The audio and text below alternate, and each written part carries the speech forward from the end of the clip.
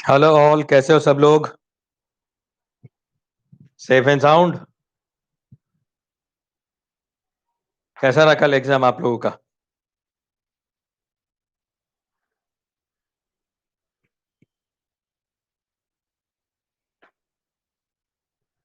अच्छा रहा? Paper easy था, टफ था, मॉडरेट था?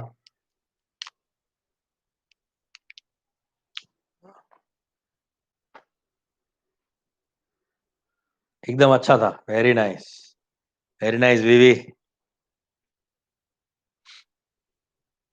एकदम इजी था, गुड। चलिए मैंने आप लोगों को ग्रुप पे, हमारा 12th डिस्कशन वाला जो ग्रुप है, उस पे मैंने एक आपको डीपीपी भेजा है, काइनेटिक्स का डीपीपी नंबर 1 है ना। 14 क्वेश्चन है उसके अंदर, वो सॉल्व करो। आपके पास कल का दिन है, परसों है, संडे के टाइम में एग्जाम देने के बाद अगर आपका टाइम फ्री रहता है, फ्री होगा ही ऑब्वियसली, तो उसमें सॉल्व कर लेना। मंडे को हम वो क्वेश्चन सॉल्व करेंगे सारे, ठीक है ना। मंडे को उसको हम डिस्कस करेंगे। 14 क्वेश्चंस हैं, सारे बेसिक्स क्वेश्चंस हैं, अब तक जितना हमने किया है उसके बेस पे है। सेम वे ऐसा ही डीपीपी एक और मैं मंडे को भेजूंगा, वो हम वेनेसडे को हम वो सॉल्व करेंगे, ठीक है। इधर क्लियर है? और नेक्स्ट वीक में हम ले रहे हैं इसका डी पीडी, या सॉरी हमारा जो, या क्या बोलता हूं मैं, ओपीडी, ऑनलाइन प्रैक्टिस डे, मतलब मेंटी क्विज हम लेने वाले हैं, है ना, नेक्स्ट वीक में। बस आप वही करते रहो, मैं जो बोलूंगा वही करते रहोगे तो उद्धार हो जाएगा, पता भी नहीं चलेगा और नंबर आ जाएंगे। ओके, चलो वेरी नाइस। तो अब शुरू करते हैं। हमने आपको लास्ट में क्वेश्चंस दिए थे, अभी हम क्वेश्चन से ही शुरू कर रहे हैं। आज हमें दो चीजें मेन जो है वो डिस्कस करनी है। एक तो हमें डिस्कस करना है कि ऑर्डर ऑफ रिएक्शन, मॉलिक्युलरिटी वाला पार्ट हमने कल आपको बता दिया, यानी लास्ट लेक्चर में हमने आपको बता दिया, और अभी जो है वो हम क्वेश्चंस ले रहे हैं। तो क्वेश्चंस मुझे आज आपको अच्छे लेवल के बताने हैं। और दूसरी बात, हमें आज अलग अलग डिफरेंस चेक करने, डिफरेंसेस देखने। डिफरेंसेस बोले तो रेट लो क्या है हमारा, लो ऑफ केमिकल इक्विलिब्रियम क्या था, हमारे पास जो रेट कांस्टेंट है वो क्या है, हमारा रिएक्शन का ऑर्डर क्या है, मोलिकुलरिटी क्या है, उनके बीच के डिफरेंसेस, मेन 3 डिफरेंसेस जो है वो हम आज डिस्कस करने वाले हैं, है ना। वो मेन पार्ट हमारा है। चलिए, तो पहले तो हम क्वेश्चंस पे जाते हैं, मगर क्वेश्चंस पे जाने के पहले हमने जो आपको लास्ट टाइम एसएसटी बताया था वो लिख देता हूं मैं यहां पे। Change in rate is equal to change in concentration power n, n जो है वो ऑर्डर है, और दूसरा एक रिलेशन भी हम दे सकते हैं यहां पे, change in rate is equal to 1 upon change in volume power n. मैंने आपको लास्ट टाइम भी बताया था कि कंसंट्रेशन और वॉल्यूम जो है वो क्या होंगे, इनवर्सली प्रोपोर्शनल होंगे, क्योंकि आप जानते हो C is equal to N by V, concentration is equal to mole per litre, मतलब कॉन्सेंट्रेशन और वॉल्यूम क्या होते हैं बेटा, inversely proportional they are. Okay, so change in rate, ये वाला इक्वेशन मैं आपको बताया था, change in rate with respect to volume, ये वाला इक्वेशन हम आपको आज इस रिलेशन के बेस पे बता रहे हैं। तो वो तो बाय डिफॉल्ट आपको पता चलना चाहिए। इसके बेस पे इसके बेस पे जो है मैंने आज क्वेश्चंस भी भेजे हैं, है ना। तो ये वाला फॉर्मूला दिमाग में रख लेना आप लोग। Got it? ओके, चलो। हाँ, थैंक यू। नवरात्रि चल रहे हैं ना, तो मैंने सोचा कि यार थोड़ा ट्रेडिशनल हो जाए। गरबा तो कर नहीं पा रहे हैं अभी, तो ऐसे गरबा का जो है वो आउटफिट तो हो जाए। है ना। ओके, चलिए। तो लास्ट में हमने इसके रिलेटेड क्वेश्चंस दिए थे, आज हम इसके रिलेटेड भी क्वेश्चंस देने वाले हैं। चलो पहला काम करो, अब एक क्वेश्चन लिखो। क्वेश्चन लिखिए, a plus b plus c gives product. थोड़ा क्वेश्चन लंबा होने वाला है, आपको धीरे धीरे आराम से समझ के आगे बढ़ना पड़ेगा, ठीक है ना। यस, हम गरबा खेलते हैं, बहुत अच्छे से खेलते हैं। गुजरात में पले बड़े हैं तो गरबा तो खेलेंगे ही ना, और वो भी अहमदाबाद में, गरबा तो खेलेंगे ही। ओके, तो वापस आ जाए यहाँ पे, बातें बंद। नकुल, ये तूने जो भेजा है ना वो डिस्को है, गरबा नहीं है वो।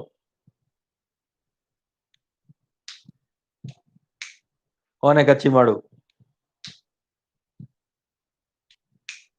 एक्सपर्ट तो नहीं है यार, खेल लेते हैं, एक्सपर्ट नहीं है। एक्सपर्ट आपकी मैडम एक्सपर्ट है, मेरी सिस्टर जो है वो एक्सपर्ट है, वो सब लोग एक्सपर्ट हैं, हम इतने एक्सपर्ट नहीं है, खेल लेते हैं। वो लोग तो 1.5 2 घंटा खेलते रहते हैं। वो खेलैया आता है ना, खेलैया का एक सीडी होता है, उसमें वो गरबा बजता रहता है, तो वो लोग 2 घंटे तक गरबा खेलते हैं, है ना। वो प्रिंस प्रिंसेस वगैरह बनाते हैं ना, तो वो सब कुछ ऐसे बने हुए हैं। हम तो कुछ नहीं बनते, हम तो सम्राट है, प्रिंस प्रिंसेस क्यों बने, हम ऐसे खेल लेते हैं, ठीक है।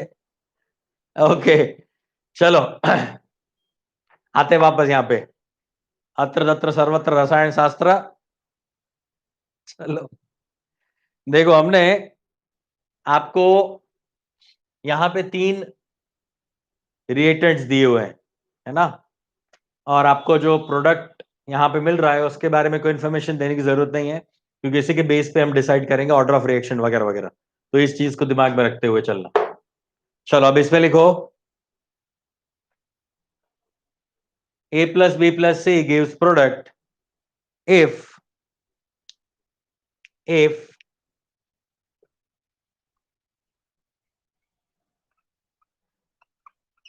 double the volume of container, if we double the volume of container, rate decreases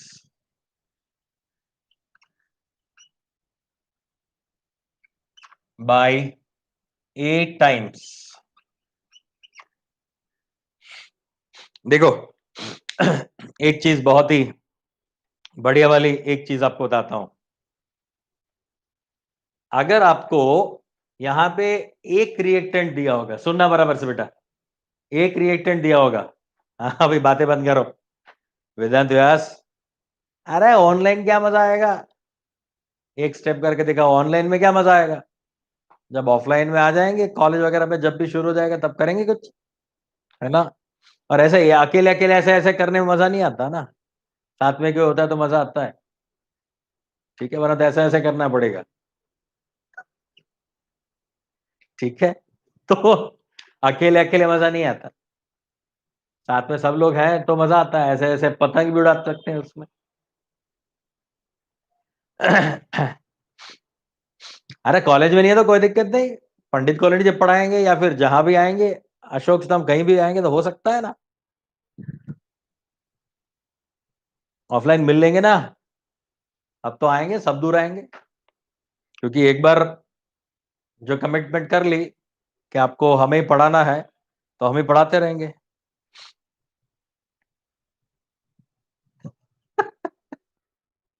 ठीक है, चलिए जल्दी फटाफट बेटा, अब बातें बंद,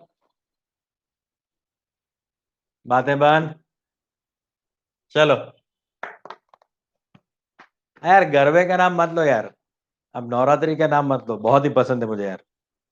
अभी ये पिछले 2 3 साल से ऐसा हो रहा है, यार यहाँ पे आने के बाद यहाँ पे कोई इतनी जगह पे मैंने गरबा देखा नहीं है। मुंबई में था, मुंबई में तो भी खूब चलता है, मुंबई में जाते हैं, अलग अलग पार्टी प्लॉट वगैरह होते हैं और उसमें, जबकि गुजरात में तो भर भर के होता है, जबरदस्त, बहुत ही मजा आ जाता है।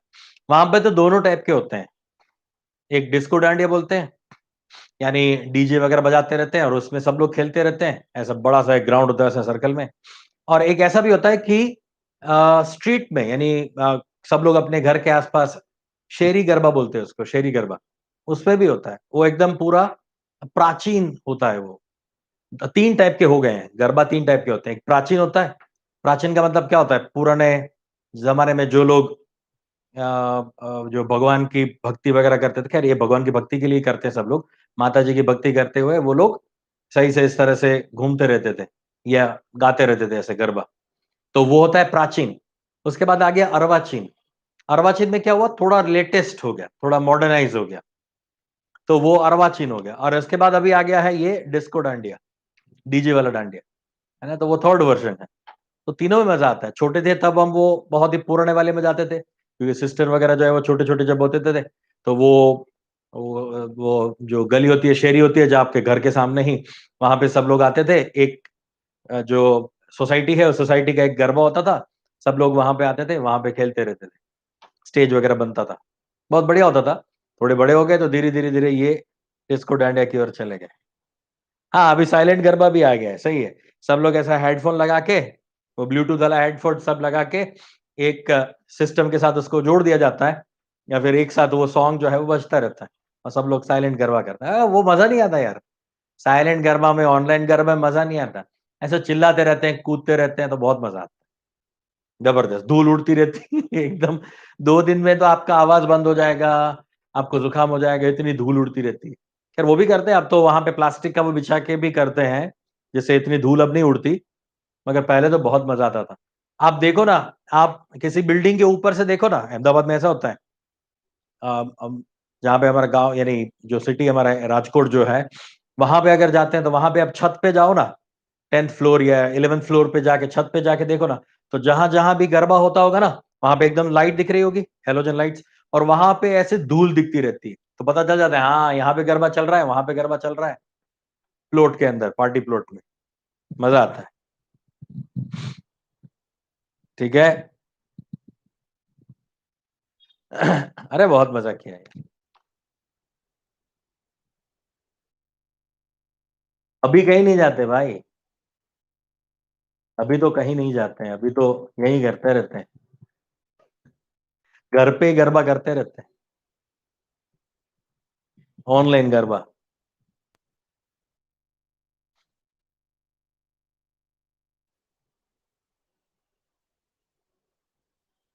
अच्छा, मैं माही थोड़ी ना हूँ, पूरे अहमदाबाद को पता चलता है तो मैं माही हूँ क्या? माही मार रहा है, माही मार रहा है। सम्राट सर खेल रहे हैं, सम्राट सर खेल रहे हैं।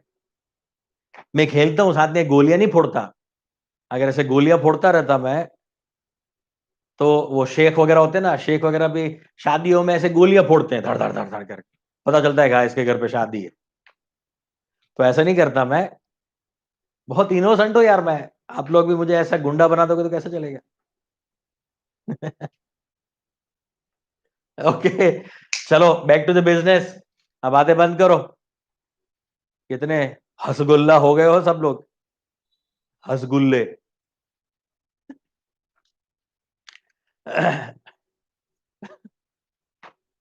ओके, नाउ सेटल, जल्दी शांत हो जाओ। अब हंसना बंद। अब ये 2 क्वेश्चन भी नहीं हो पाएंगे वरना हमारे, अगर बातें करते रहोगे तो। Back to the business. Number 1, हाँ, तो मैं ये बोल रहा था आपको, मैं वो भूल जाऊंगा आप लोग की बातों में। अब मुझे आपके चैट देखनी, चैट बंद कर देता हूँ मैं। चैट जो है वो मैं यहाँ पे क्लोज कर देता हूँ।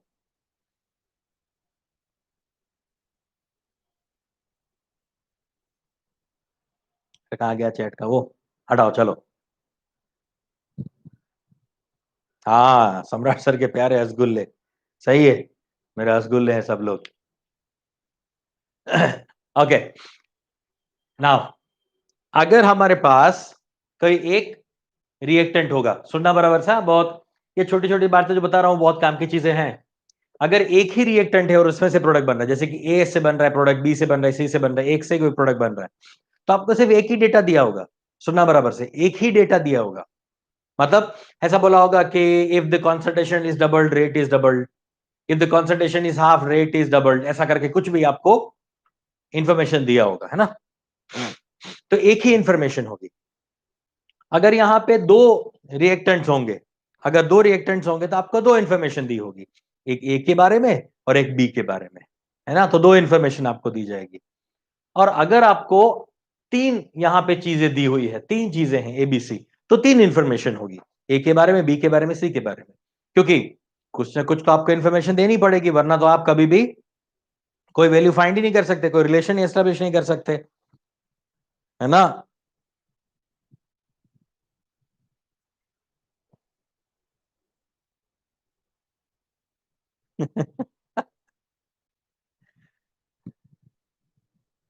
ठीक है, चलो प्रसाद पाटिल, तेरी बात सही है। अब देखो, अब वापस आ जाओ यहाँ पे। तो अच्छा, आप क्या बोल रहे हो श्रेया? मीन्स जितने रिएक्टेंट उतना इंफॉर्मेशन, यस। जितने रिएक्टेंट्स होंगे उतना इंफॉर्मेशन होगा, मगर मोस्ट प्रोबेबली तीन से ज्यादा कभी नहीं होंगे। एक, दो या तीन होंगे, तीन से ज्यादा कभी नहीं होंगे। अभी जो मैं आपको क्वेश्चन दे रहा हूं ना, ये अब तक का सबसे लंबा क्वेश्चन है, अब तक का सबसे बड़ा क्वेश्चन है ये, है ना। और तीन इंफॉर्मेशन है तो तीन चार चीजें हमें फाइंड करने के लिए बोला भी होगा, ठीक है। तो number one, a plus b plus c, product दिया। If we double the volume of the container, rate decreases by 8 times. चलो, ये एक इंफॉर्मेशन आ गई, ये हमें एक इंफॉर्मेशन मिल गई। चलो, अब दूसरी इंफॉर्मेशन दे रहे हैं वो। दूसरा इंफॉर्मेशन क्या दे रहे हैं?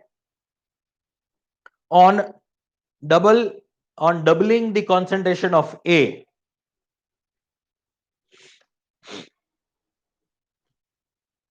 on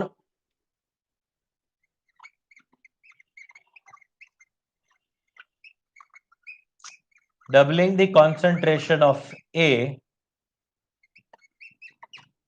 and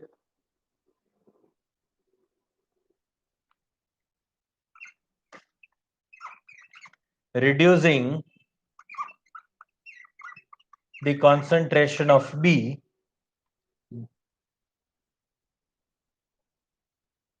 and reducing concentration of B to half. ए का कॉन्सेंट्रेशन जो है वो डबल कर दिया और बी का कॉन्सेंट्रेशन जो है वो हाफ कर दिया। then rate becomes 4 times.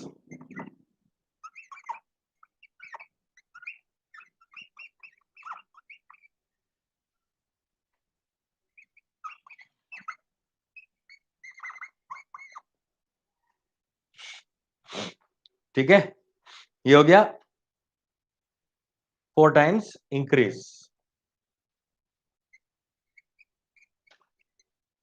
चलो, तीसरा information, concentration of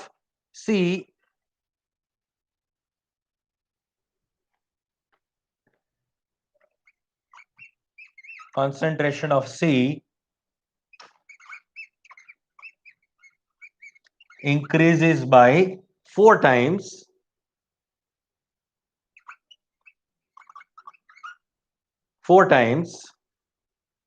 rate increased by 6 times, नहीं, rate increase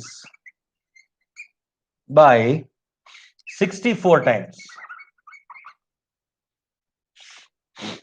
चलो, ये तीसरा हमें इंफॉर्मेशन दिया। सो फाइंड 1, पहला क्या फाइंड करना है? Order of reaction with respect to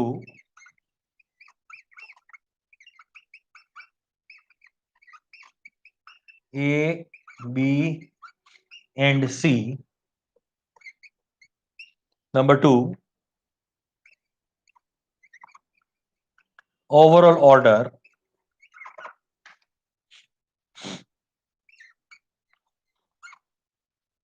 आपको एक तो ए, बी और सी के रिस्पेक्ट में इंडिविजुअल ऑर्डर फाइंड करना है,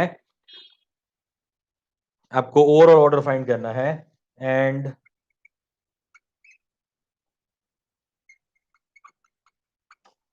रेट लो इक्वेशन लिखना है। राइट। तीन चीजें आपको फाइंड करनी, दिख रहा है ना बराबर से? Yes. Order of reaction with respect to ABC find करना है, ओवरऑल ऑर्डर फाइंड करना है। इन तीनों के लिए जो फाइंड करोगे उसको टोटल करोगे तो ओवरऑल मिलेगा। और आरएलई, आपको आरएलई लिखना है, रेट लो इक्वेशन भी आपको लिखना है, ठीक है ना?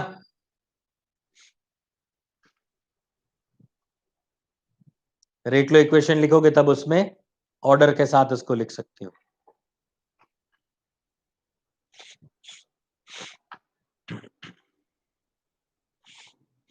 ठीक है, चलो करो फाइंड।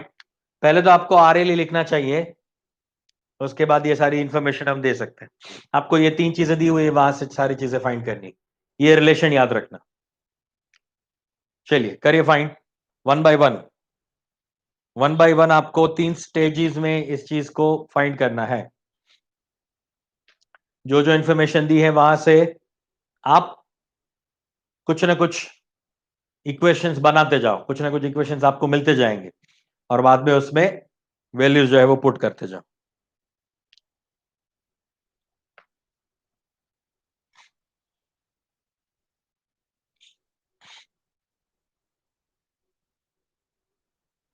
ये रिलेशन हटा देता हूं मैं, ये आपके सामने है, कॉन्सेंट्रेशन के साथ प्रोपोर्शनल और वॉल्यूम के साथ इनवर्सली प्रोपोर्शनल।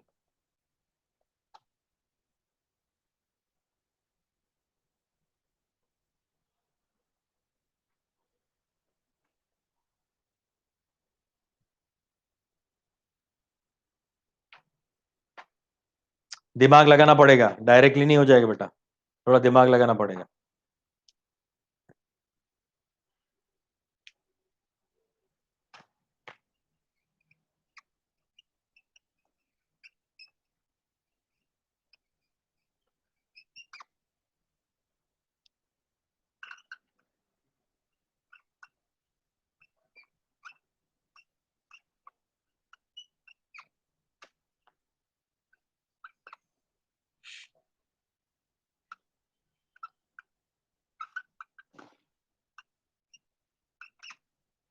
देखो ये चीजें मैंने दो चीजें यहां पे लिख दी। एक तो ये रेट लो इक्वेशन लिख दिया मैंने एक्स वाई जेड के फॉर्म में। हमें ये जो आरएलई लिखना है वो तो एक्स वाई जेड की जगह पे जो भी वैल्यू आएगी वो पुट करके लिखना है। तो नेट ऑर्डर क्या हो जाएगा? अच्छा, इसका जो ऑर्डर है वो एक्स के ए के रिस्पेक्ट में कितना, एक्स, वाई के रिस्पेक्ट में, बी के रिस्पेक्ट में वाई और सी के रिस्पेक्ट में जेड। तो x plus Y plus Z जो है वो क्या हो जाएगा, नेट ऑर्डर हो जाएगा। तो आपको अब जो इंफॉर्मेशन दी है उस इंफॉर्मेशन के बेस पे अब ये चीजें जो है फाइंड करनी। तो पहले क्या बोला गया, if we double the volume, double the volume, the container of the container rate decrease by 8 times. चलो तो वो लिखते हैं हम, रेट कितना हुआ, rate is equal to one upon volume है, रेट कितना हुआ 1/8, 8 टाइम्स डिक्रीज हुआ, इज इक्वल टू वॉल्यूम क्या करा हमने, वॉल्यूम डबल करा, वॉल्यूम डबल करा, यहां पे x plus Y plus Z as it is. क्योंकि यहां पे क्या होता है बेटा, यहां पे वॉल्यूम पावर n होता है ना, n का मतलब क्या, नेट ऑर्डर। नेट ऑर्डर जो है उसको हम स्मॉल n से रिप्रेजेंट करते हैं ना, या फिर ऑर्डर को हम n से रिप्रेजेंट करते हैं। तो ऑर्डर हमें तो पता नहीं है अभी, तो एक्स वाई जेड कर लो ये। अच्छा, इससे हमें क्या इंफॉर्मेशन मिल सकती है, देखो 1/8 का मतलब क्या, 2 का पावर 3। इसको मैं 2 का पावर 3 लिख सकता हूं ना, ऐसे लिख सकता हूं ना, 2 का पावर 3 इज इक्वल टू 1/2 का power x plus Y plus z. So I can say that x plus Y plus z would be equal to what, 3। ये किसके बराबर हो जाएगा, 3 के बराबर हो जाएगा ना। और घटी का पॉइंट बेटा, तो x plus Y plus z कितना हो जाएगा, 3 हो जाएगा। मुझे एक ही इक्वेशन मिल गया, एक ही रिलेशन मुझे मिल गया कि ओवरऑल ऑर्डर ऑफ रिएक्शन क्या हो जाएगा, नेट ऑर्डर क्या होने वाला है, 3 होने वाला है। मतलब ये मुझे मिल गया, ओवरऑल ऑर्डर मुझे मिल गया 3। ठीक है, अब मुझे फाइंड करना है with respect to A B and C, मतलब एक्स वाई जेड की वैल्यूज हमें फाइंड करनी है। तो ये पहले डेटा से मुझे यहां तक का तो मिल गया। अब सेकंड जो इंफॉर्मेशन दी है मुझे ये वाली सेकंड इंफॉर्मेशन से कुछ और आगे मिल जाएगा, मुझे आगे मिल सकता है ना। इस तरह से हम फाइंड कर सकते हैं। नाउ ट्राई योरसेल्फ, खुद से कोशिश करो। नेट ऑर्डर तो आपके पास 3 आ गया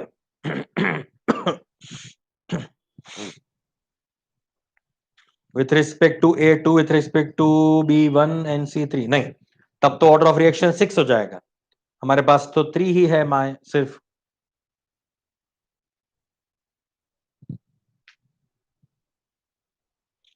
नहीं नहीं बेटा, इस इंफॉर्मेशन का इस्तेमाल करो ना, इस इंफॉर्मेशन का इस्तेमाल करके आप फाइंड करो, ऐसे डायरेक्टली नहीं।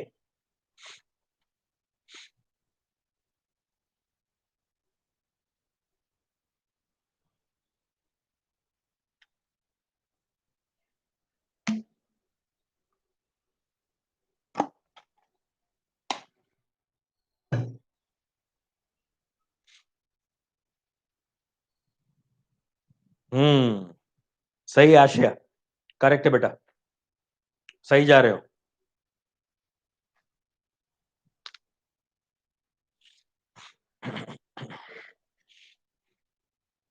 सेकंड इंफॉर्मेशन क्या है? ये वाली सेकंड, ये थर्ड इंफॉर्मेशन है।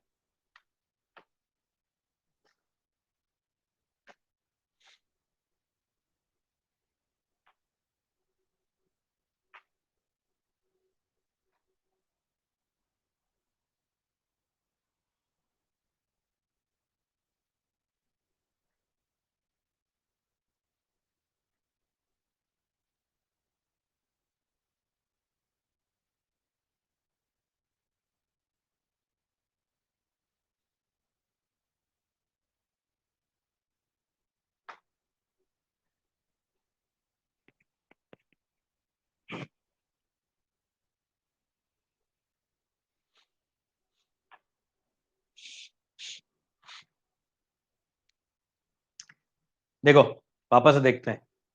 Double the concentration of A and reducing the concentration of B half, then the rate becomes 4 times। तो रेट क्या होता है? 4 टाइम्स है। ए को क्या किया? ए का कॉन्सेंट्रेशन डबल किया, बी का कॉन्सेंट्रेशन क्या किया?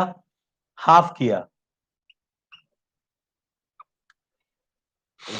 ए का कॉन्सेंट्रेशन डबल किया, बी का हाफ किया, तब आपको रेट कितना मिला?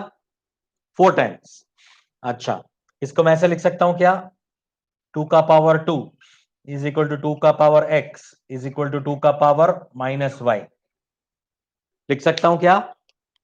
इसको 2 का पावर 2, इसको 2 का पावर x और इसको 1/2 को 2 का पावर माइनस y लिख सकता हूं क्या? यस। इसका मतलब क्या हो गया? x minus y is equal to 2।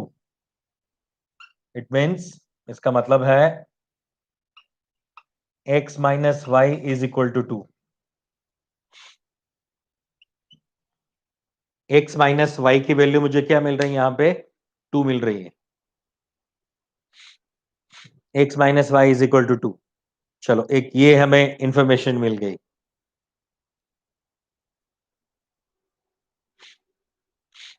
Now अब तीसरा जो इंफॉर्मेशन है वो तो मुझे लग रहा है यहां पे जगह नहीं है, मुझे अलग से लिखना पड़ेगा यहां पे।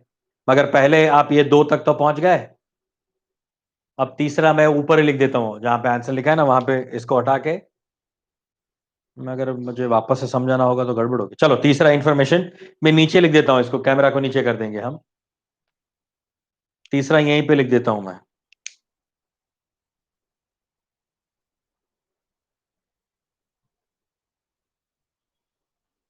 इस क्वेश्चन को वापस समझाने के लिए मुझे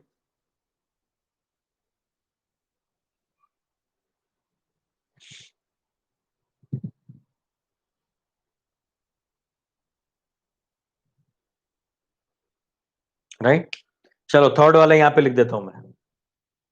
तीसरा जो इंफॉर्मेशन मुझे मिला है,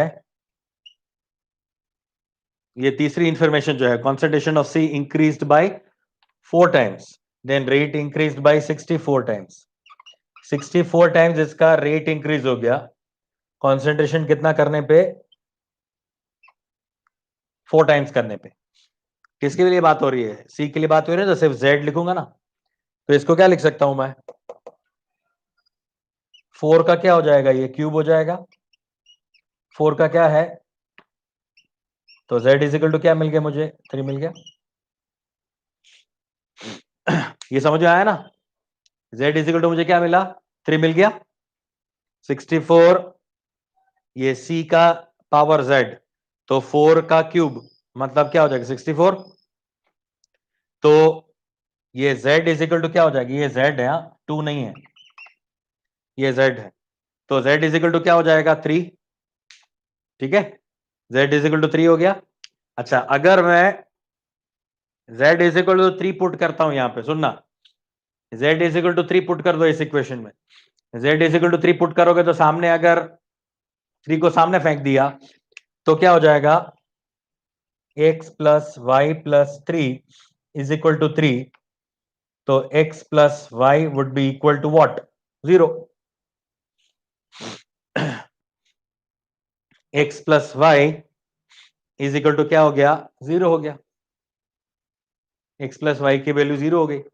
अब यहां से मुझे क्या मिल सकता है, इसको सामने लेके जाऊंगा तो ये x plus y is equal to मुझे 0 मिल रहा है। तो x इज इक्वल टू क्या, +1, and y is equal to क्या, -1। x इज इक्वल टू +1 और y is equal to -1। Correct Sankalp, तुमने शायद सबसे पहले ही आंसर दिया था। x इज इक्वल टू +1, कीर्ति ने भी आंसर दिया था, very good.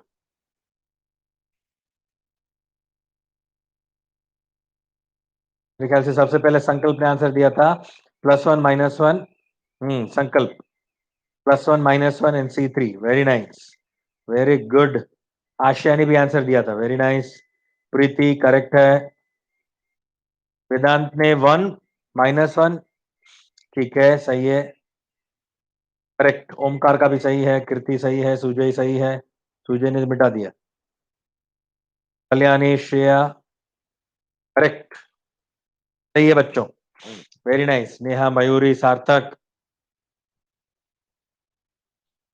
Mrinmayi, okay. PP ने आंसर नहीं दिया, प्रसाद पाटिल आंसर क्यों नहीं दिया, अनुज, सागर, okay.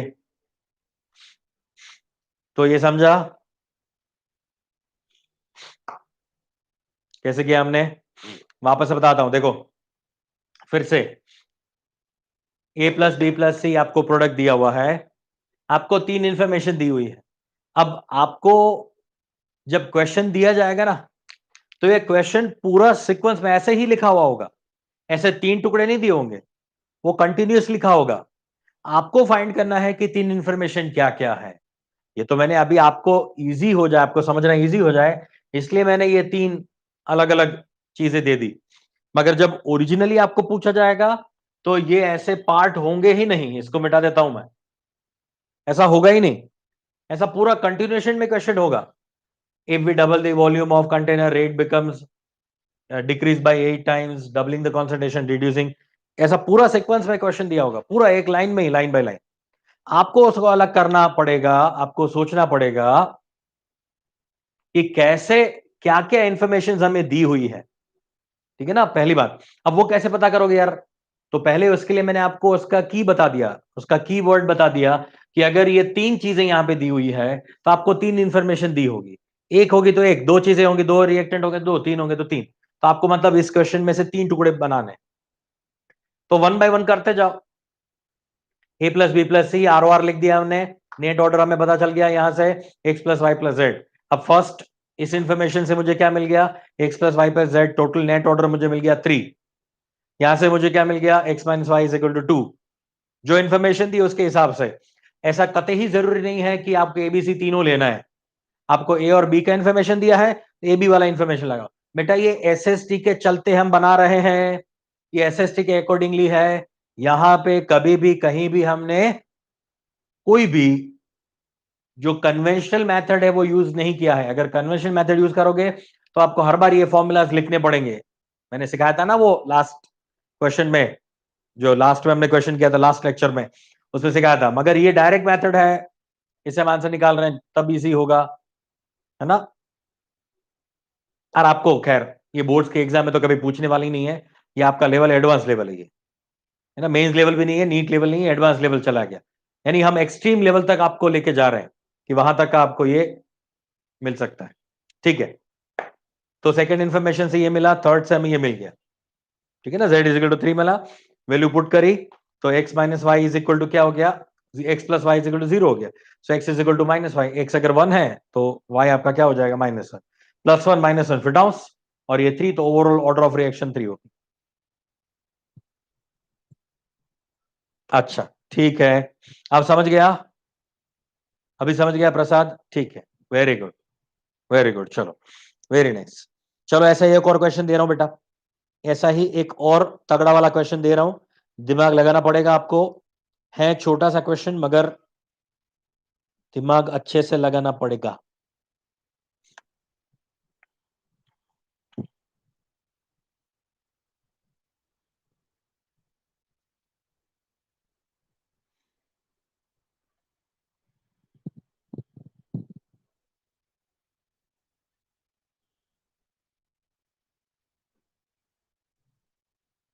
Hmm,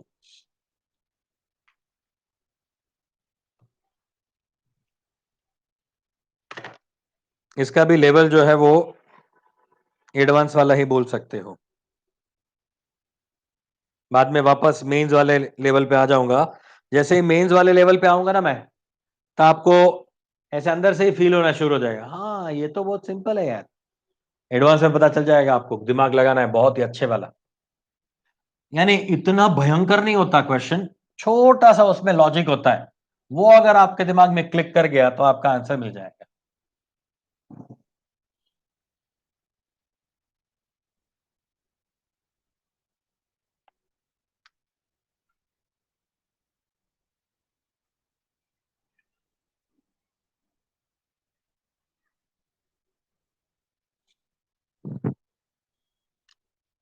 next question,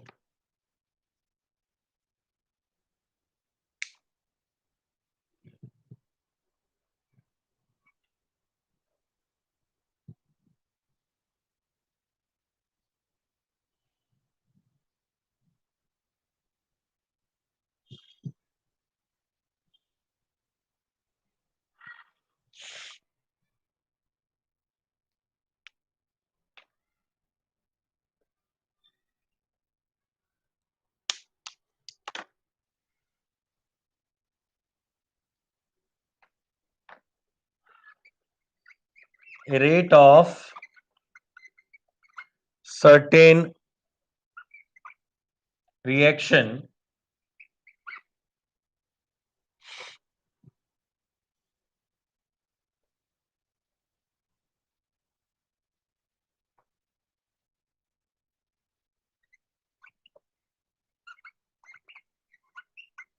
dependent on the concentration C, concentration according to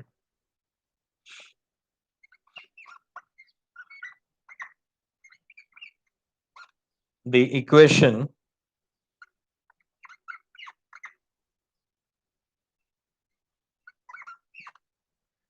dc by dt minus dc by dt is equal to k1c upon 1 plus k2c।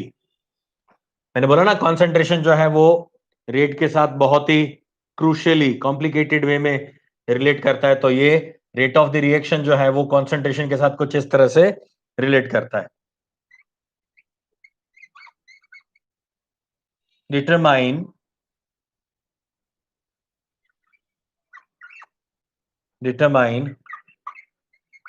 order and rate constant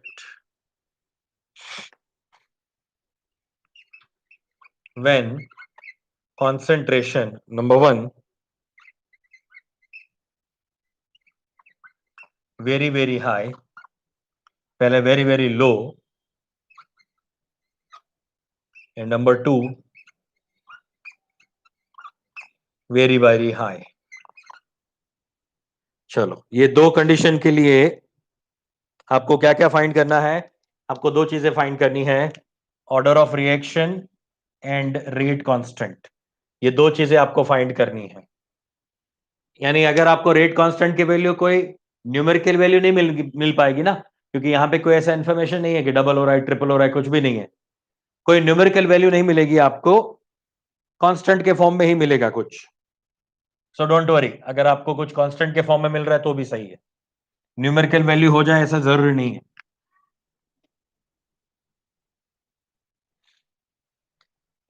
दोनों case के लिए बताओ। Case 1 है very low, very very low concentration in very very high concentration. थोड़ा यहां पे mathematics use होगा, और मैंने पहले भी आपको बता दिया है कि एकमात्र केमिकल काइनेटिक्स ऐसा चैप्टर है जहां पे आपको डिफरेंशिएशन इंटीग्रेशन वाला या लिमिट्स वाला थोड़ा बहुत काम में आएगा, मैथमेटिक्स यूज होगा। चलिए बताइए, फर्स्ट केस के लिए क्या होगा? At very very low concentration, at very very low concentration, बताओ।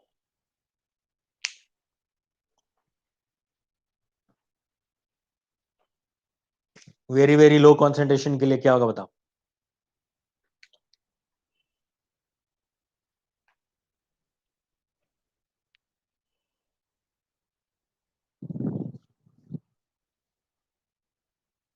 ऑर्डर ऑफ रिएक्शन क्या होगी और रेट कांस्टेंट क्या होगा? ऑर्डर ऑफ रिएक्शन की तो न्यूमेरिकल वैल्यू आ सकती है, रेट कांस्टेंट की नहीं आएगी तो चलेगा।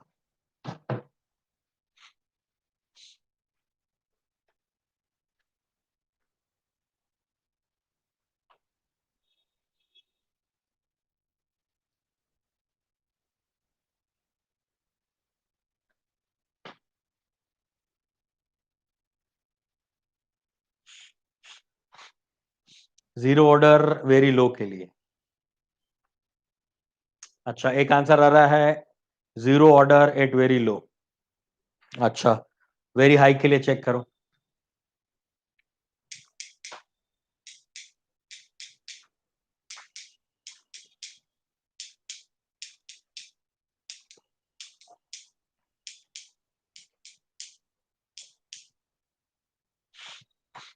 First order for very high,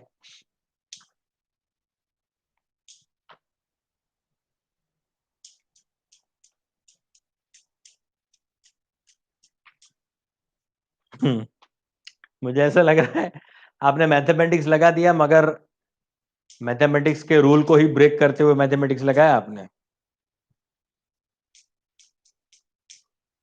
चलो ठीक है, लगाओ दिमाग लगाओ, थोड़ा बहुत तो डिफरेंशिएशन आता है ना। अरे मैं तो बोलता हूं डिफरेंशिएशन आने की जरूरत ही नहीं है इसके लिए, एक भी डिफरेंशिएशन का फॉर्मूला यहां पे लगाने की जरूरत नहीं है, सिंपल मैथमेटिकल मैथमेटिक्स ही यहां पे अप्लाई करना है, वो भी 5th 6th 7th 8th में जो आया है ऐसा ही मैथमेटिक्स। कोई डिफरेंशिएशन इंटीग्रेशन वाला कुछ फॉर्मूला लगाने की जरूरत ही नहीं है, सिंपल है।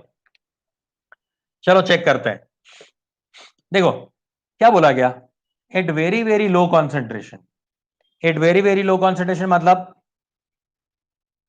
C tends to zero, concentration almost zero होने को आ गया, C टेंस टू जीरो हो गया।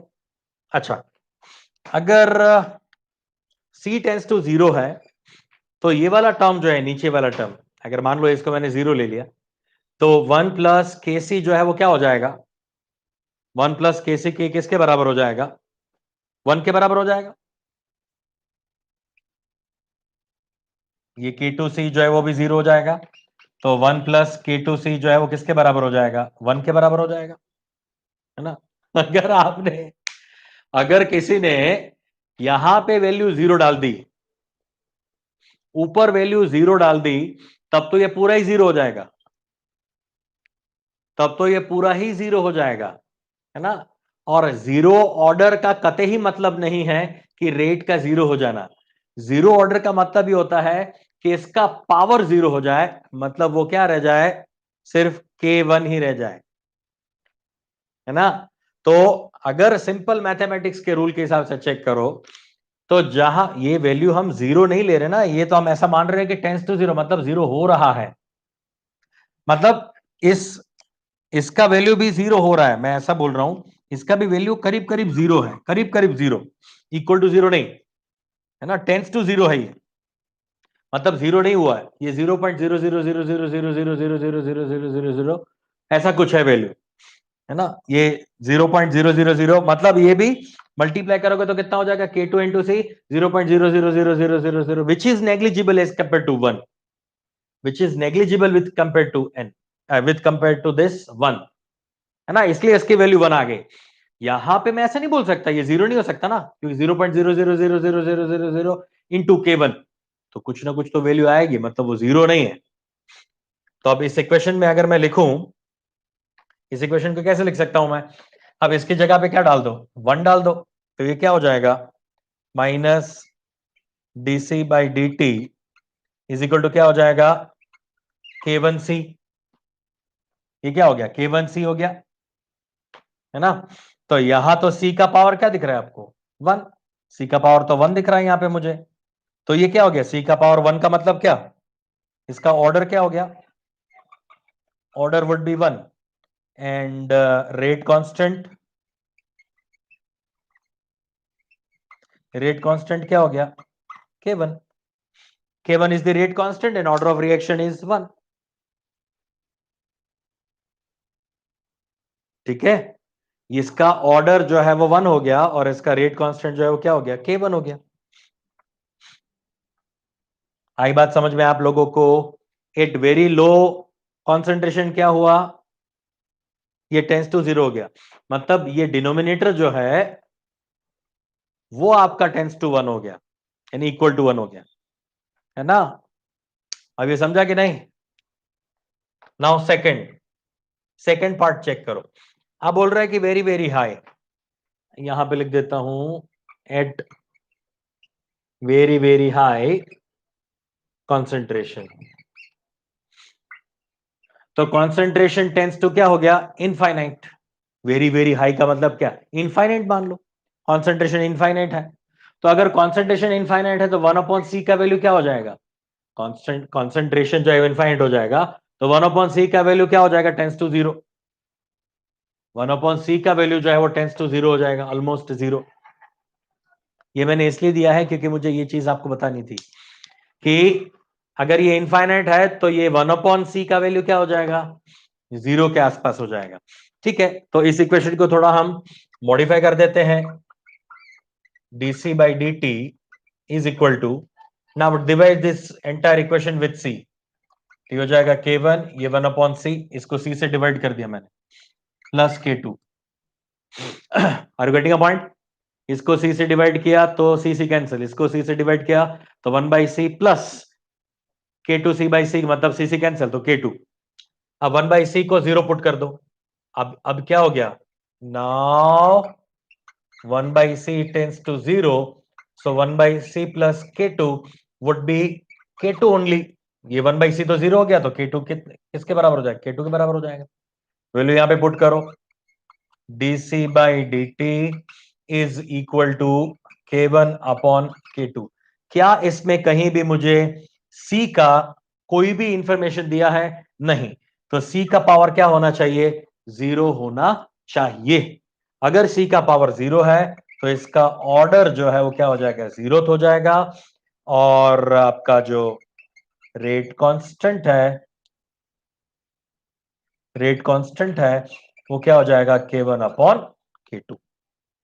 ऑर्डर इसका 0 हो गया और रेट कांस्टेंट हो गया K1 अपॉन K2। आई बात समझ में, है ना।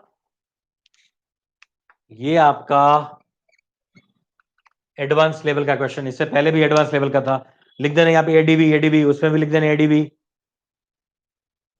एडवांस लेवल के क्वेश्चन में छोटा सा ही आपको क्लू दिया जाता है, छोटा सा क्लू ये था कि आपको ये वैल्यू इनिशियली क्या करनी थी, 1 करनी थी, और दूसरा ट्विस्ट क्या था कि वेरी हाई कॉन्सेंट्रेशन पे 1/c जो है वो किसके बराबर होता है, 0 के बराबर होता है, तो K1/1/c प्लस K2।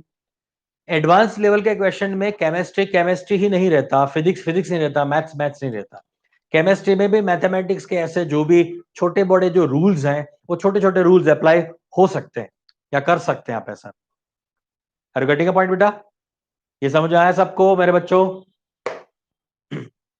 कोई दिक्कत है क्या, इसमें कोई डाउट हो तो बता दो। बहुत सिंपल है। मैं जितने भी क्वेश्चंस, सुन लो बराबर से, जितने लोग भी अभी देख रहे हैं या फिर बाद में जो भी लेक्चर्स देखेंगे वो लोग सुन लो बराबर से बेटा। मैं जितने भी क्वेश्चंस अभी आपको बोर्ड पे करवा रहा हूं या फिर जो भी ड्यूरिंग द लेक्चर में आपको करवा रहा हूं, वो सारे टाइप के क्वेश्चंस हैं। डिफरेंट डिफरेंट अलग अलग टाइप के सारे क्वेश्चंस में करवा रहा हूं, है ना। और इसी क्वेश्चंस को आप बार बार रीड करते रहना, सॉल्व्ड क्वेश्चंस जैसे रीड करते हो। आपके पास जितने भी सॉल्व्ड क्वेश्चन है वो सॉल्व करना चाहिए, बाद में आपको कोई भी एक्सरसाइज शुरू करनी चाहिए। तो सॉल्व्ड क्वेश्चंस की तरह ये सारे क्वेश्चंस भी आपको सॉल्व्ड क्वेश्चंस की तरह ही रीड करते जाना है, बार बार करना है इसको।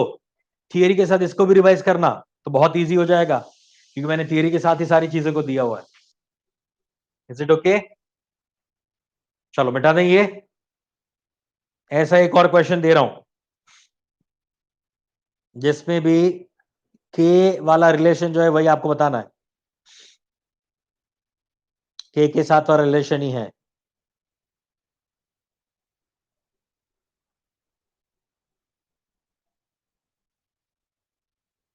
राइट? ये हो गया तो इसको मिटा दें। ठीक है।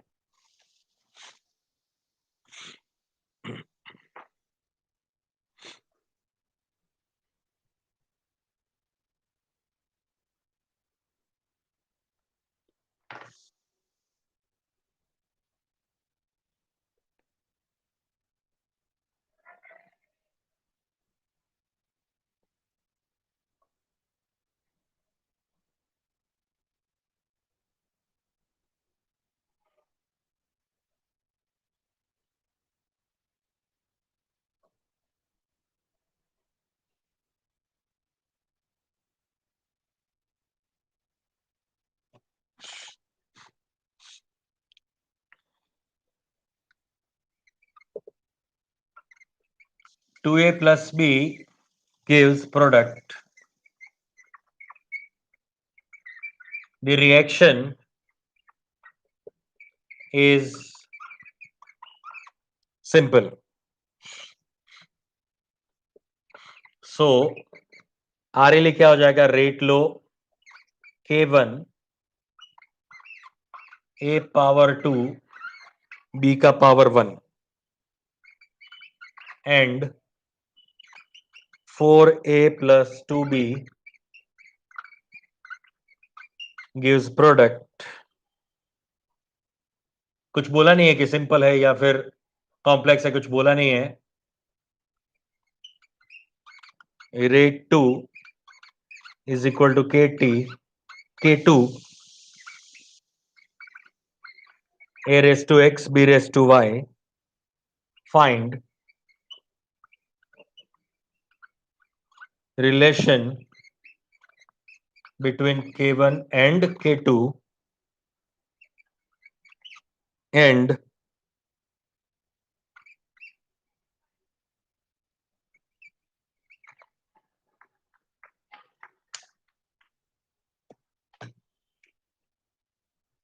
X and Y.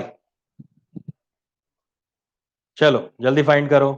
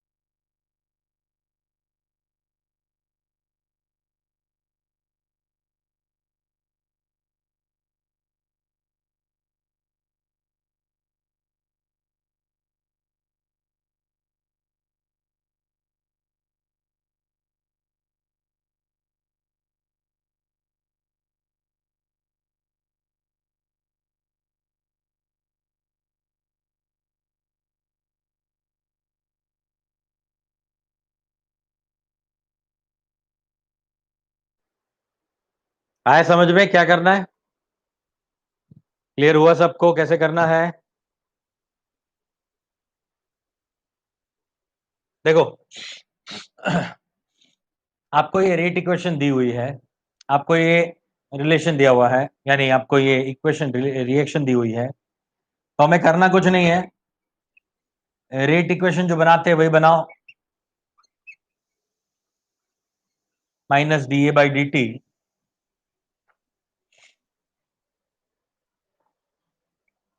Is equal to के one A square B raise to one, एक तो ये है।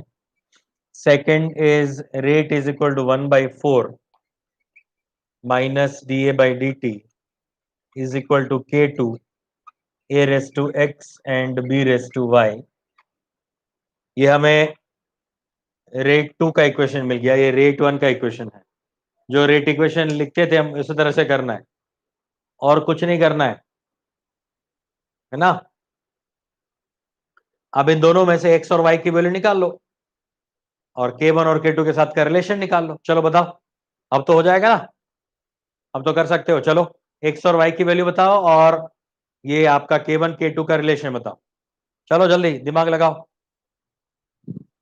बैठना नहीं है ऐसे ही, दिमाग लगाओ जल्दी फटाफट।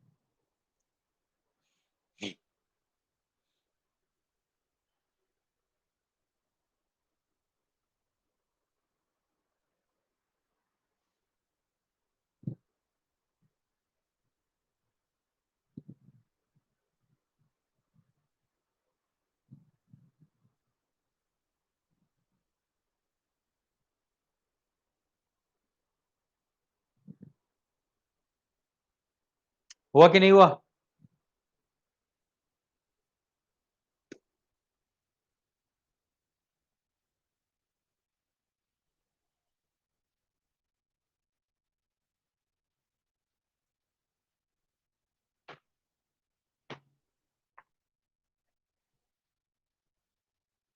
हम्म, ठीक है, के वन के टू का रिलेशन तो सही ला रहे हो। K one is equal to two के टू, करेक्ट करेक्ट, चलो very nice. K one k two का रिलेशन सही है, very good Preeti, very good, very good बेटा।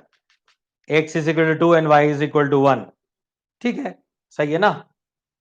इसी इक्वेशन को थोड़ा मॉडिफाई करो, minus D A by D t को सब्जेक्ट बनाओ इसमें से, तो ये टू के one b raise to one, ठीक है। और इस इक्वेशन नंबर टू से हम बोल सकते हैं कि 4 × k2 a raise to x and b raise to y। तो आप जानते हो ना, ये दोनों के लिए ये सेम है, तो x इज इक्वल टू 2 और y इज इक्वल टू 1 ही हो जाएगा, क्योंकि वो तो इसके साथ रिलेटेड नहीं है ना, कॉन्सेंट्रेशन के साथ। ये आपका कोफिशिएंट्स है, स्टोइकियोमेट्रिक कोफिशिएंट। स्टोइकियोमेट्रिक कोफिशिएंट के साथ ऑर्डर ऑफ रिएक्शन कोई रिलेशन नहीं रखता, कोई रिलेशन नहीं रखता। हाँ सिंपल है तो ठीक है, तब तो कर लिया ना हमने। तो ये भी सिंपल हो सकता है, सिंपल नहीं है ना, मगर ये इसके रिस्पेक्ट में ये 2 आ रहा है, इसके रिस्पेक्ट में ये 1 आ रहा है, तो सिंपल नहीं है, ठीक है। तो x is equal to 2 and y is equal to 1, x y की वैल्यू मिल गई मुझे। ये दोनों अगर इक्वल है तो क्या हो सकता है, k1 is equal to 4k2, that's I can say that k1 is equal to 2k2।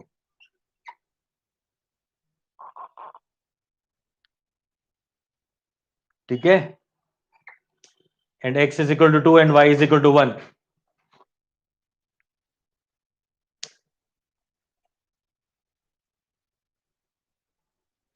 x is equal to 2 and y is equal to 1. Very good. Very good. चलिए एक और क्वेश्चन लिख लें. ऐसा एक और क्वेश्चन लिखते हैं. यहां तक हो गया तो बताओ मुझे. यहां तक का अगर हो गया तो बताओ मुझे. तो आगे ऐसे ही K1 K2 का रिलेशन वाला एक और क्वेश्चन दे रहा हूं.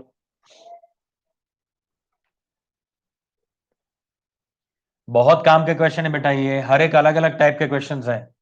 इतना कर लोगे तो इससे बाहर नहीं जाएगा. इसी टाइप के क्वेश्चंस पूछे जाएंगे आपको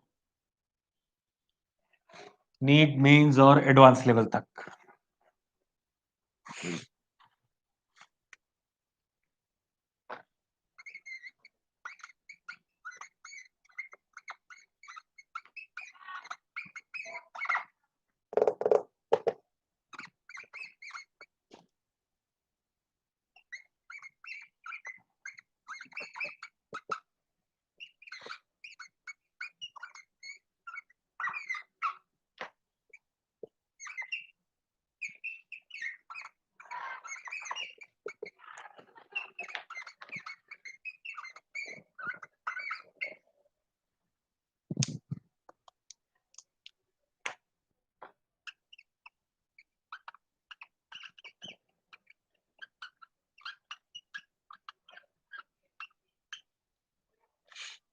ये कोई भी हो, N2O5 हो, NO2 हो या O2 हो, आपका रिएक्शन जो है उसका रेट तो डिपेंड करता है इसके कॉन्सेंट्रेशन पे ही.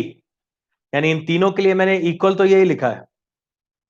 N2O5 के रिस्पेक्ट में ही ये सारी चीजें जो है बनती. तो तीनों के रिस्पेक्ट में तो यही है. अगर ये कम हो रहा है, ये बन रहा है, या फिर ये भी बन रहा है, तो वो तो इस N2O5 के कॉन्सेंट्रेशन के रिस्पेक्ट में ही बनेगा. ठीक है, इतना आपको इंफॉर्मेशन दिया हुआ है. Find relation between K1 K2 and K3.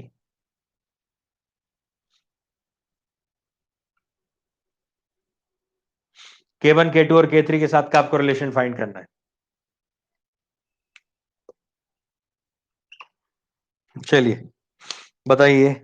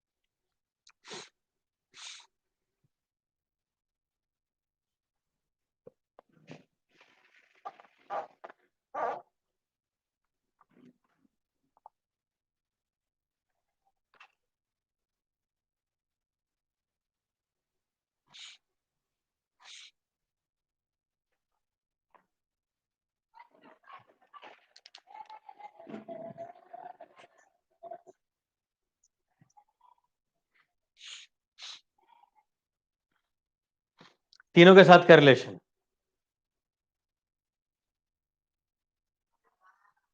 क्या है?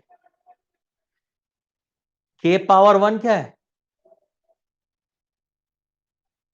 अच्छा K1 है वो, यानी नीचे 1 लिखो ना, K1 K2 ऐसा लिखो ना. पावर क्यों लिख रहे हो? K का स्क्वायर K का क्यूब ऐसा लग रहा है.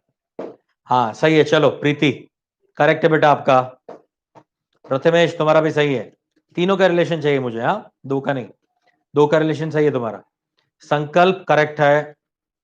आशया करेक्ट है बच्चा. Very nice. चलो करना कुछ नहीं है. पहले तो आर ओ आर का इक्वेशन लिखो.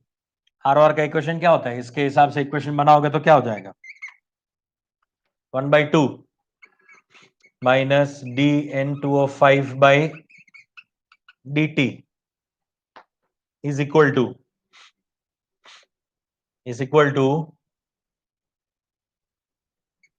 1/4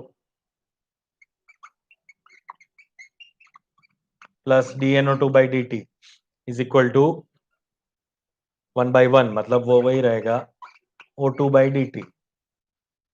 ठीक है, चलो इसकी जगह पे क्या लिखोगे? माइनस dN2O5/dt की जगह पे क्या है? K1 N2O5 power 1/4 K2 N2O5 power 1, यहां पे क्या हो जाएगा? K3 N2O5 power 1। तीनों में पावर 1 है तो ये तीनों कट हो जाएंगे। अगर पावर चेंज होती तो उसके अकॉर्डिंगली वो पावर वहां पे रह जाती। मान लो यहाँ पे स्क्वायर होता तो एक N2O5 यहाँ पे रह जाता, ये दोनों N2O5 उड़ जाते, तीनों, एक N2O5 बच जाता, है ना। यहाँ तो तीनों को उड़ा सकते हैं ना, तीनों को उड़ा दिया तो क्या बच गया? अब बच गया आपके पास K1/2 is equal to K2/4 is equal to K3। चलो एलसीएम ले लो, एलसीएम ले लो 4, तो ये हो जाएगा K1 is equal to K2 is equal to 4K3। दोनों सही है, अगर ऐसे रिलेशन दिया हुआ है तो भी सही है, ऐसे रिलेशन दिया हुआ है तो भी सही है, दोनों करेक्ट है। 2K1 K2 and 4K3 correct. Very nice मेरे बच्चों, अरे वाह, मजा आ गया। श्रेया, वेदिका, ऋतुजा, मृण्मयी, नेहा, गौरी, नंदिनी, प्रतीक्षा, सानिका, प्रसाद, कल्याणी, तनुज, प्राची, आशिया, संकल्प, वेरी गुड, प्रथमेश, प्रीति, हाँ इन लोगों ने तो दे ही दिया था आंसर पहले ही। Good good good. नवरात्रि चल रहे हैं तो यहाँ पे माता जियां जो भी हैं वो ज्यादा आंसर दे रही है, जितने बॉयज है वो आंसर नहीं दे रहे, देवता आंसर नहीं दे रहे, सिर्फ देवियां ही आंसर दे रही है यहाँ पे आज। 2-3 देवता बीच बीच में आ जाते हैं, बाकी तो देवियों का ही राज है। बॉयज कहाँ है? बॉयज नाक कटा दिया सबने मिलके, 3-4 बॉयज ही आंसर दे रहे हैं, बाकी सारे कहाँ हैं? यही नहीं क्या? आंसर ही नहीं दे रहे हो। हाँ ओमकार ने आंसर दिया था, अभी नहीं दिया।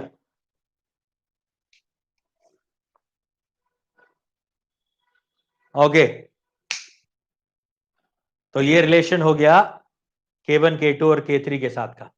चलो एक ब्यूटीफुल सी चीज यहां से, एक जो एक्सट्रैक्ट यहां से निकल के आता है वो आपके सामने मैं प्रस्तुत करता हूं। इसमें से एक्सट्रैक्ट क्या निकला, इसमें से क्या चीजें निकली?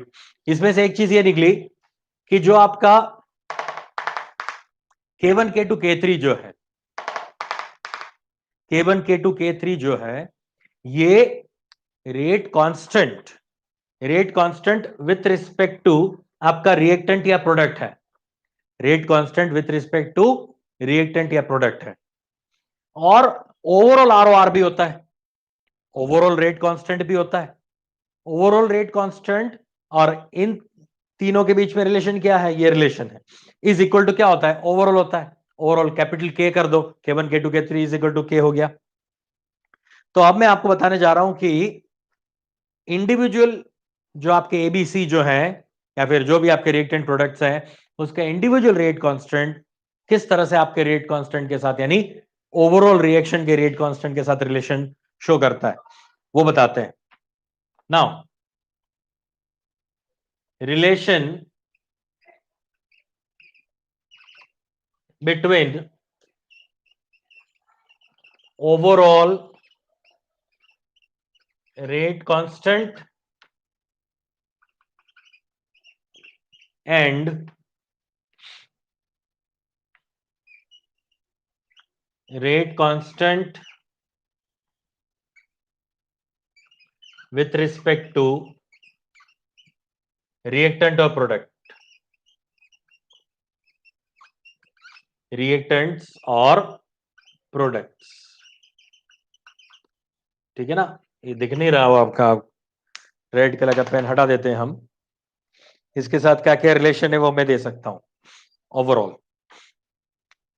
एक रिएक्शन लिख रहा हूं मैं,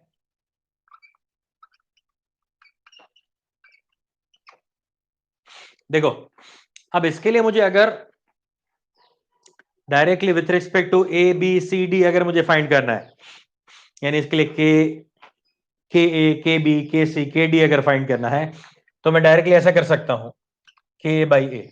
ऐसा ही हुआ ना, देखो क्या हुआ, अल्टीमेटली क्या हुआ, इसके लिए के वन था तो इसका जो कोफिशिएंट था ना उसको डिवाइड कर दिया, के टू के लिए उसके कोफिशिएंट से डिवाइड कर दिया, के थ्री के लिए उसके कोफिशिएंट से डिवाइड कर दिया। तो हमने क्या करा, अगर मुझे के वन के टू के थ्री मतलब इंडिविजुअल आपके जितने भी रिएक्टेंट प्रोडक्ट है उनका अगर मुझे रेट कांस्टेंट चाहिए, तो क्या करो, उसके रेट कांस्टेंट को यानी इसके K1 को जो रिएक्टेंट के लिए है K1 को उसके कोफिशिएंट से डिवाइड करो, K2 को उसके कोफिशिएंट से डिवाइड करो और K3 को उसके कोफिशिएंट से डिवाइड करो। तो वही करा ना, ए का जो कोफिशिएंट है यानी ए का जो कांस्टेंट है उसको उसके कोफिशिएंट से डिवाइड कर दिया, इज इक्वल टू क्या हो जाता है, K B divided by B and K C divided by C is equal to K D divide by D. ये सी जो है क्या है, कैपिटल है, ये स्मॉल है, छोटा सी है ये, तो ये किसके बराबर हो जाएगा, के बराबर हो जाएगा। ये कौन है, के ऑफ रिएक्शन, ये समझा बच्चा, ये के ऑफ रिएक्शन है।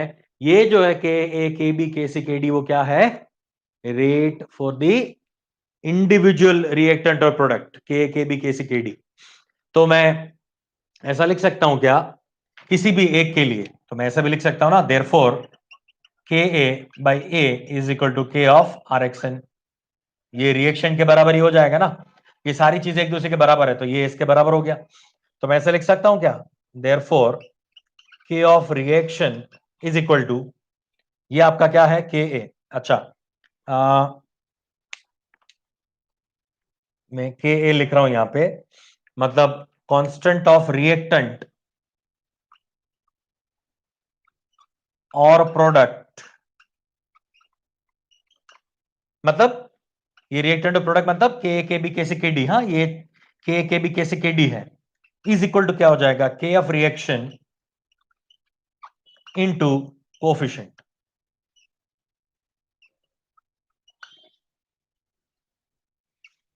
ये समझा, ये समझा, इस एक को सामने डाल दो, मतलब मैं ऐसे लिख सकता हूं ना कि K इज इक्वल टू क्या हो जाएगा, K रिएक्शन इनटू A, है ना, उसी को मैंने शब्दों में लिखा, यानी रेट कांस्टेंट ऑफ आप रिएक्टेंट और product is equal to rate constant of reaction into coefficient, into coefficient. ठीक है ना, इसको मैंने इंग्लिश में लिख के दिया, ये मैंने मैथमेटिक्स में लिखा हुआ है ना, मैथमेटिक्स में लिखा, उसको मैंने इंग्लिश में लिख के दे दिया। तो ये आपका क्या हो गया बेटा, इन जनरल रिलेशन हो गया, ये इन जनरल रिलेशन हो गया, relation between overall rate constant मतलब k of reaction and rate constant with respect to reactant and product, उसके साथ का रिलेशन है।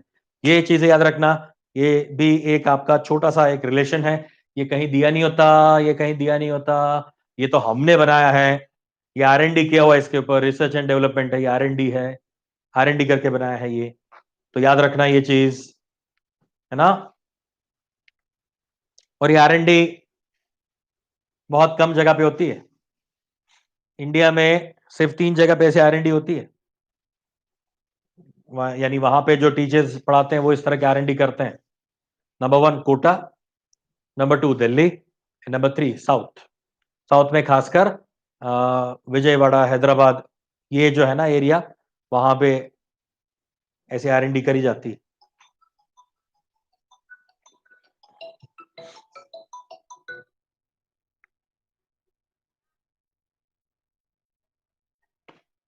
ओके, चलिए तो रुके आज यहाँ पे। आपको क्या करना है, आपको 3 डिफरेंस, मैं खैर आपको ग्रुप पे एक भेज भी देता हूं, उन तीनों के डिफरेंसेस जो हैं वो डिफरेंस आप चेक कर लो बराबर से। हाँ, उपाध्याय क्लासेस में भी होता है, मगर खैर हम बोल सकते हैं कि मैं प्रोडक्ट तो कोटा का ही हूं, क्योंकि मेरा इनिशियल ट्रेनिंग तो कोटा में हुआ है, दासवानी क्लासेस और बंसल। 2009 8 के एंड में और 9 के शुरू में मैं वहां पे था, दासवानी क्लासेस और बंसल में। तो वहीं से हुई है मेरी अल्टीमेट ट्रेनिंग, तो मेरी वहीं से हुई है, वहीं ये सारी चीजें सीखी हमने, है ना। चलो, तो मैं आपको तीनों डिफरेंसेस भेज रहा हूं, आपके बुक में ऑलरेडी है, आपके पास ऑलरेडी, मगर फिर भी तीनों के एक साथ रख के मैंने दे दिया है। वो तीनों डिफरेंस बराबर से रीड करना, उसके बेस पे भी हम मेंटी में क्वेश्चंस पूछेंगे, ठीक है ना। हाँ, मैं बंसल क्लासेस में था, सिखाता नहीं था, मैं ट्रेनिंग में था तब वहां पे। मैं दासवानी क्लासेस में सिखाता था, पहले मैं बंसल में ट्रेनिंग में था। तब 2008-9 में ट्रेनिंग होती थी, जब मैंने ये आईआईटी वगैरह पढ़ाना शुरू किया। उससे पहले मैं सिर्फ एनसीईआरटी पढ़ाता था, बोर्ड्स पढ़ाता था। 2000 से मैं पढ़ा रहा हूं, मैंने बोला था ना, 2000 7-8 साल मैंने पढ़ाया बोर्ड्स एनसीईआरटी। बाद में 2008 से मैंने पढ़ाना शुरू किया, यानी उसको भी करीब 12 साल हो गए। 8 से पढ़ाना शुरू किया मैंने AIEEE एडवांस और AIPMT। तब हमारी ट्रेनिंग हुई थी, काफी लोगों को सिलेक्ट किया था। तो वहां से मैं गया था दासवानी में, अरे इसमें बंसल में ट्रेनिंग के लिए। बंसल में ट्रेनिंग करने के बाद दासवानी क्लासेस में मैंने ज्वाइन किया, तो मैंने पढ़ाना शुरू किया 2009 में दासवानी। 2008 के एंड में मैं गया था यहाँ पे बंसल, जहाँ पे मैंने ट्रेनिंग किया, 3-4 महीना करीब था वो, और उसके बाद हमने पढ़ाना शुरू किया। मैंने बंसल में पढ़ाया नहीं है, मैंने दासवानी में पढ़ाया, क्योंकि तब दासवानी गुजरात में आ गया था, बंसल तब गुजरात में नहीं आया था। तो दासवानी गुजरात में था, तो थोड़ा होम सिकनेस था, तो आ गया मैं वापस यहाँ पे।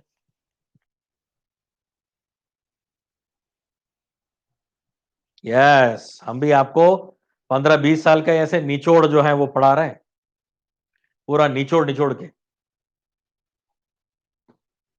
ठीक है।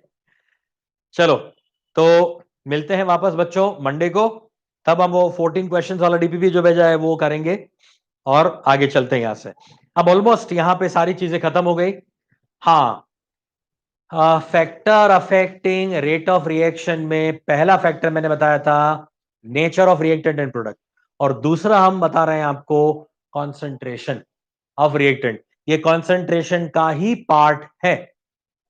अभी हम तीसरे फैक्टर में गए ही नहीं हैं, टेम्परेचर कैटलिस्ट, उस फैक्टर में गए ही नहीं हैं, वो फैक्टर नेक्स्ट लेक्चर में आपको बता देंगे और आगे चलेंगे, ठीक है। बहुत छोटा है, उसमें इतना लंबा नहीं है।